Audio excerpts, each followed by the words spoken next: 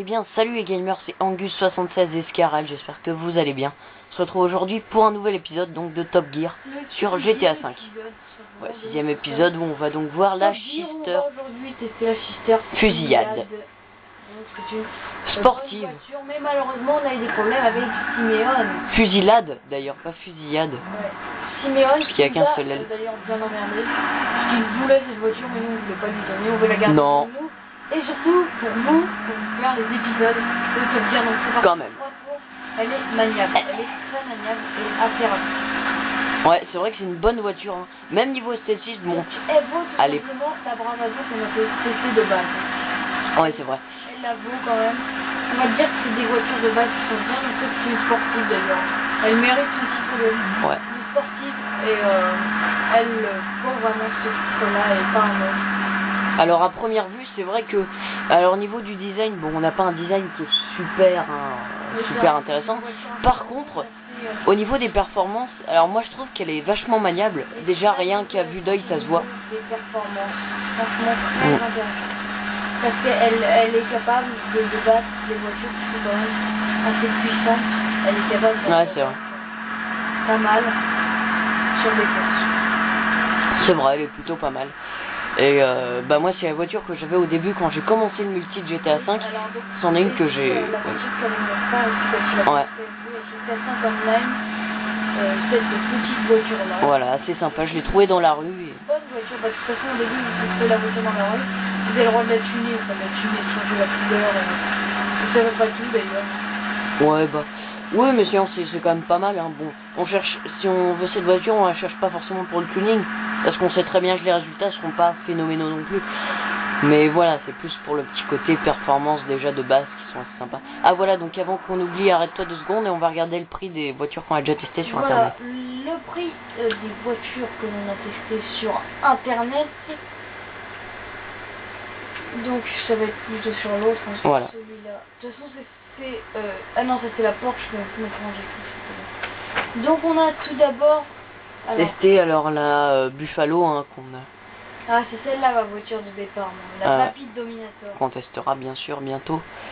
Donc voilà, on a d'abord testé la Cheval Fugitif, bah, c'était le dernier épisode, hein, le 5ème épisode, donc il vaut 24 000 vous voyez. 24 000. La Ingot, bon 9 000, on vous l'a déjà montré. Et après il y avait... non, pas là. La Bravado Buffalo. Voilà, Bravado Buffalo qui vaut quand même... alors là c'est la S. Ou 96 000. En S, sachant que c'est pas les mêmes caractéristiques. Non, après on passe pas cette moto. sur les motos. Ouais non, c'est la nouvelle. Sinon on avait la Prairie aussi normalement. La Prairie on l'a vu non? Si, il me semble qu'on l'a passé.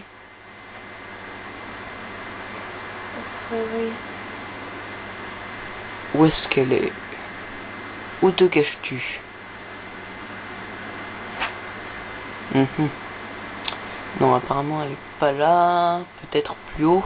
Voilà, donc la Chister Fusillade hein, qui coûte 36 000. Voilà. On est en train... Fusillade, pardon, c'est vrai que je se trompe souvent sur la prononciation. Tiens, la Zian Cabrio, on a testé avant aussi. T'es sûr? Bah je crois qu'on a... Attends, je dois comprendre avec une autre.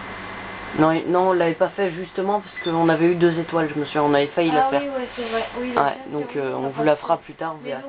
Donc la Bolocan Prairie qui n'est plus en vente hein, sur internet, elle était avant. Et la Blista aussi qui n'est pas en vente, elle, sur internet, qu'on avait visité. Troisième épisode. Voilà, donc c'est une voiture qui est plutôt pas mal. 6ème épisode. On sent aussi qu'elle est beaucoup plus faite pour la route normale. Oui, mais bon, voilà, elle s'adapte très bien aussi à la terre, au chemin en terre et tout ça.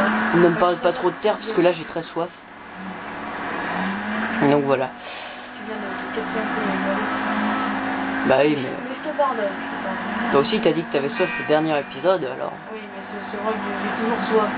Je parle tout le temps. J'ai parlé. Bla bla bla. Ok. Donc. Voilà, ça fait un peu penser à la pub Blablacar, mais c'est pas grave, on te pardonne. Bon bref, pour enchaîner sur un truc comme ça, c'est dur quand même.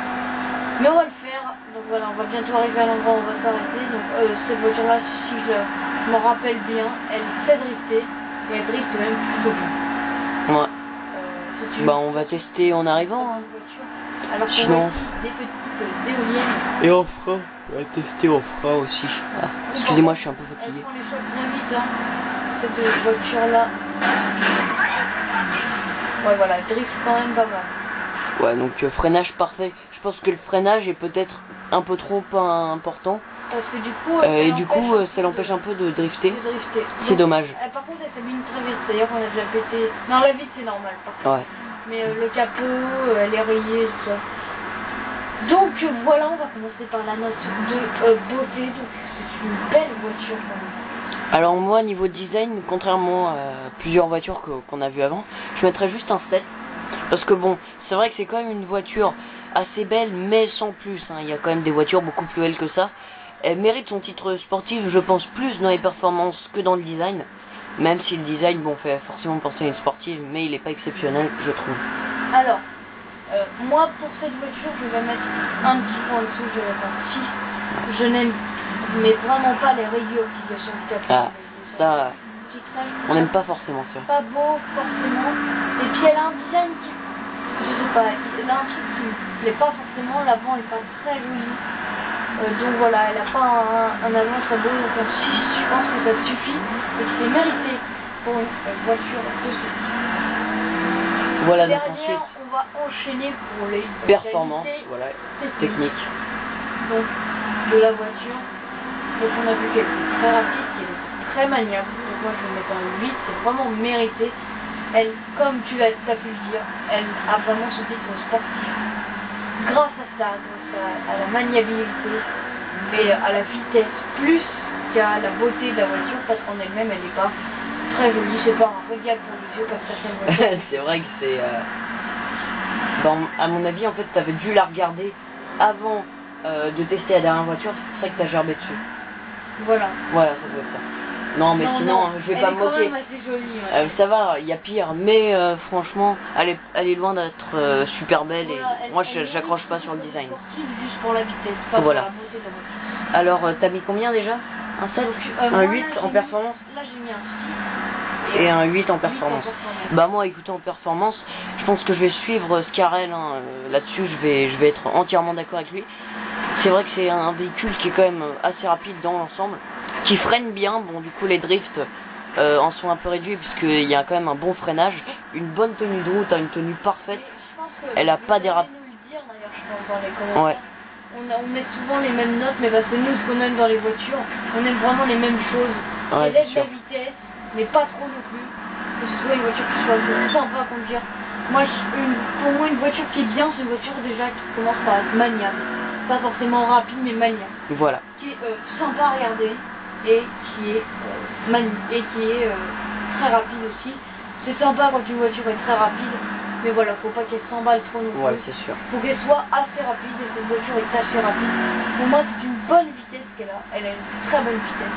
Donc voilà, c'est vraiment sympa à conduire. Bon, après, faut pas regarder que l'apparence de la voiture. Non, c'est sûr, faut savoir regarder plus loin. Voilà. Et donc, bah pour les moyennes, du coup, des notes, ça nous fait une moyenne approximative de 7 sur 10. Si on allie le design et les performances, je trouve ça dommage parce que c'est vrai que c'est une voiture qui est vraiment partagée entre les deux.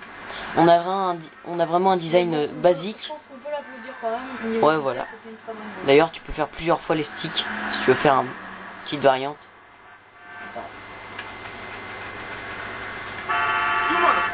Voilà. Fais un petit applaudissement. Voilà. Elle le mérite quand même. Donc, surtout au niveau des performances. Pour cette vidéo, alors qu'on fout un gros bordel sur l'autoroute, j'espère que cette vidéo vous aura plu. On se retrouve pour une autre vidéo juste après. Salut.